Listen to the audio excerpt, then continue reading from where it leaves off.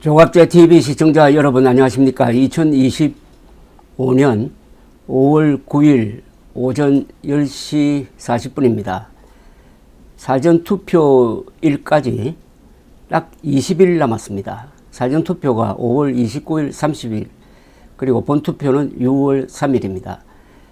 그런데 국민의힘은 아직도 후보를 확정짓지 못하고 있습니다. 그리고 대권은 사실상 포기하고 당권 싸움에 집중하고 있습니다. 당권 싸움의 난장판이 되고 있습니다. 국민의힘이 왜 여기까지 왔느냐 하는 것을 복잡하게 설명하면 길어지지만은 간단하게 설명을 하면은 한동훈, 이준석 두 사람을 당권파가 몰아내려고 하다가 이 지경까지 이르렀습니다. 보수는 분열로 망하고 좌파는 자충수로 망한다고 했는데 지금 우리나라 정치에서 통용되는 이 원칙이 바로 국민의힘에 그대로 적용되고 있습니다.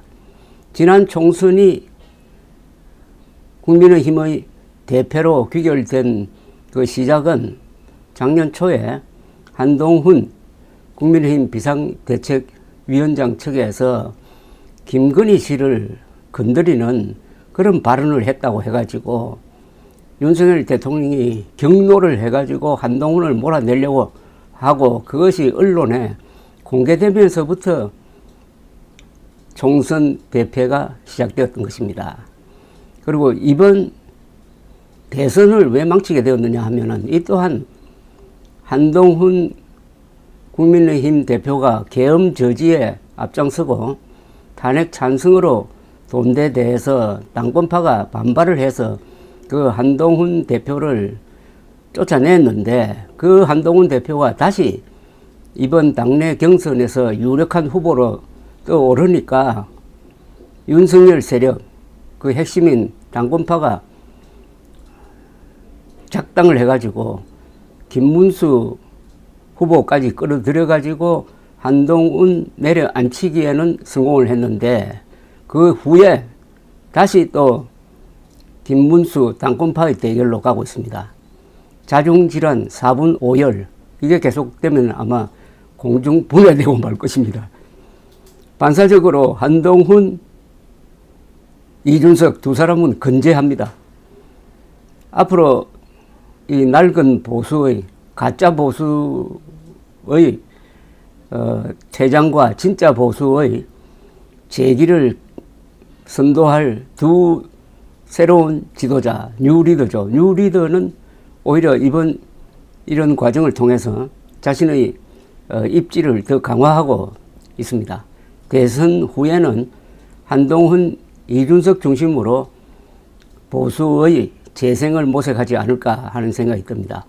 요사이 특히 이준석 개혁신당 후보가 아주 홀가분한 입장에서 편한 입장에서 선거운동을 하고 있습니다. 이준석 오라는 데가 많아요.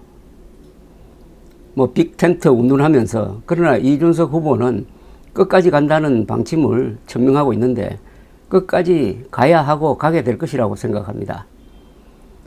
현재 여론조사의 흐름은 5대 3대 1입니다. 이재명 50% 내외, 그리고 국민의힘 후보 30% 내외, 그리고 이준석 10% 내외 이렇게 되어 있습니다. 그런데 국민의힘의 이 난장판이 정리돼 가지고 예컨대 김문수 후보가 공식 후보로 등록하면은 김문수 후보에 실망한 이 보수층이 상당 부분 이준석의 개혁신당 쪽으로 옮겨가지 않을까, 어떻게 보면 집단 이민을 하지 않을까 하는 생각도 듭니다. 그런 가운데서 이준석 후보는 생활 밀착형 공약을 계속 내고 있습니다. 뭐 거창한 공약이 아니라 아주 생활에 바로 영향을 주는 우리의 삶 속에서 살아있는 그런 공약을 발굴을 하고 있습니다. 어제는 수학 포기자, 수포자, 수학 포기 학생들을 가르치기 위해서 국가가 책임을 지고 포기하겠다. 수학을 포기하는 것은 과학 기술을 포기하는 것이고 미래를 포기하는 것이다. 이런 설명을 붙여가지고 수포자 국가 책임 교육 제도를 발표했는데, 오늘은 또 이 출산을 많이 한 집안에 대한 특별한 우대 방침을 발표를 했습니다. 핑크 번호판 도입 등 다자녀 가족을 위한 공약이라고 했습니다. 이 후보는 법인 차량의 연두색 번호판에 이어 다자녀 가족 차량에 핑크 번호판 도입을 하겠다고 약속을 했습니다. 보도자료를 통해서 셋 이상 다자녀 가구가 소유한 차량에 대해 핑크색 번호판을 부착하여 각종 혜택을 제공하겠다고 했습니다.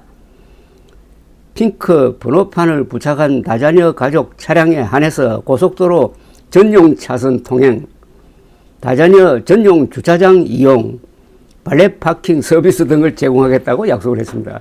이게 바로 생활 밀착형 공약입니다.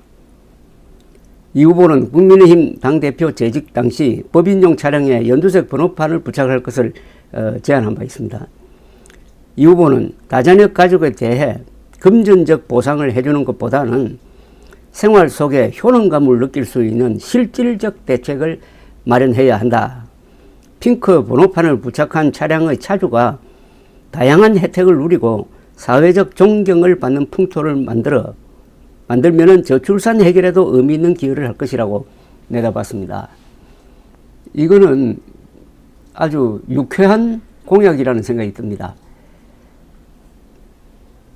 이준석 후보가 작년에 동탄에서 기적의 역전승을 하는 그 발판은 어디서 나왔느냐 하면은 동탄 지역을 자전거를 타고 돌아다니면서 그 거주지마다 특별한 맞춤형 공약을 했다고 합니다. 지금은 이렇게 다자녀 가족 또는 수학 포기자 등 아주 좁지만은 중요한 분야에 대한 지금 공약을 계속하고 있습니다. 그리고 과학자 우대 정책도 계속 내어놓고 있습니다. 이런 것들이 하나하나 쌓이면은 벽돌이 하나하나 쌓여가지고 집을 만드는 것처럼 아마 큰 흐름을 만들 수도 있고, 여론으로부터 상당한 호의적 반응을 부를 수도 있고, 이게 물론 약간 단기간이니까 좀 어려운 점이 있습니다만은 이준석의 가치를 드높이는 과학적이고 구체적이고 실천 가능한 공약을 계속 내어놓고 있습니다. 이게 바로 낡은 보수가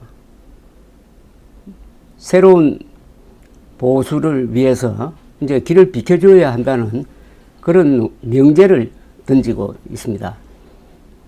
이런 보수는 과거에는 없었습니다. 과거의 보수는 방공, 안보, 한미동맹, 좌익척결 뭐 이런 아주 거대 담론을 가지고 접근을 했는데, 거대 담론만 있지 실천이 없었어요. 그러나 이준석 후보는 철저한 그 조사를 통해서 실천 가능한 작지만은 아주 값진 구체성이 있는 정책들을 계속 던지고 있습니다. 이번 대선의 한 주제는 윤석열 세력으로 대표되는 계엄 세력과 음모론 세력으로 칭해지는 이 낡은 보수, 가짜 보수를 진짜 보수가 응징하는 겁니다. 그래서 가짜 보수를 버리고 진짜 보수가 주도권을 잡는 방향으로 가야 하는데, 그러려면은 보수 지식인들이 행동해야 되고 보수 정치인들이 행동해야 되는데, 한동훈, 이준석 두 사람이 그 기수 역할을 하고 있는 셈입니다. 두 사람은 또 공통적으로 윤핵관 또는 윤석열 세력으로부터 당한 경험이 있고 계엄에 반대하고 부정선거 음모론에 반대한다는 공통점이 있습니다. 이번 조기 대선에서 이준석의 활약상이라고 할까요? 그걸 지켜보는 것은 상당한 즐거움이기도 합니다. 감사합니다.